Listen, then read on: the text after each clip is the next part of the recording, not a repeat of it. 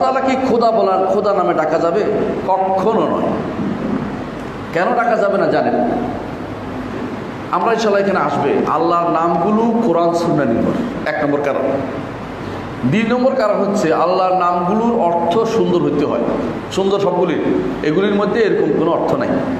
3 নম্বর হচ্ছে এগুলো অন্য ধর্মের অংশ। 3 কারণে খোদা নাম ডাকা যাবে না। 1 নম্বর কারণ হচ্ছে, 1 নম্বর যেটা বলেছি যে আল্লাহর নাম খোদা কোরআন সুন্নাহ কোথাও আসে না, সুতরাং খোদা নাম ডাকা। 2 নম্বর হচ্ছে এটার অর্থহীন নাম। খোদা অর্থ হচ্ছে খুদ স্বয়ং এসেছেন, খুদ স্বয়ম্ভু। স্বয়ম্ভূতে কি গুণ হইল?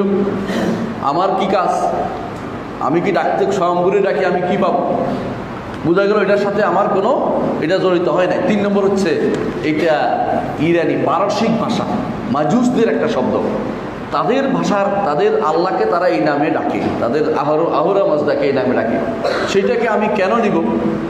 আরেক ধর্মের শব্দ দিয়ে আল্লাহকে ডাকতে হবে? আমার আল্লাহর নামের কি অভাব?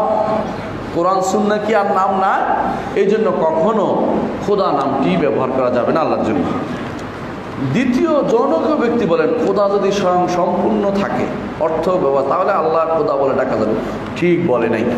স্বয়ং সম্পূর্ণ অর্থ বলা হয় না, স্বয়ংভূ বলা হয়েছে। স্বয়ং আবির্ভূত, স্বয়ং আবির্ভূত এটা অর্থ, স্বয়ং সম্পূর্ণ অর্থ নাই। এটা খুদ খোদা সংক্ষেপ হইতে হইতে খোদ ওয়াটা পড়ে গেছে, খোদা হচ্ছে। এটা আমি বলি নাই, যদি আমি বলতাম বলতে বানাইছি আমি।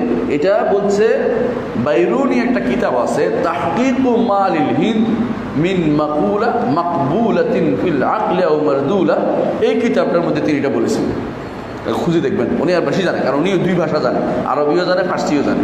2 ভাষা জানার কারণে তিনি এটা লিখছেন যে এইটা আল্লাহর নাম হওয়ার উপযুক্ত না। তিনি যদিও ভিন্ন ধর্মী মানুষ, ভিন্ন অবস্থার মানুষ, সাহিত্যিক মানুষ, তারপরেও তিনি কথা উল্লেখ করেছেন যে এইটা আল্লাহর নামে ডাকা শুধু। কারণ স্বয়ম্ভূ খুদ স্বয়ং এসেছেন। স্বয়ং আসার মধ্যে আমার কী কাজ? স্বয়ং আসছে কোত্থেকে? এটা তো আরেক ভুল কথা। আল্লাহ তো ছিলেনই, আসার তো কোনো প্রশ্ন নাই। এই জাতীয় কথা তো বলা যাবে না।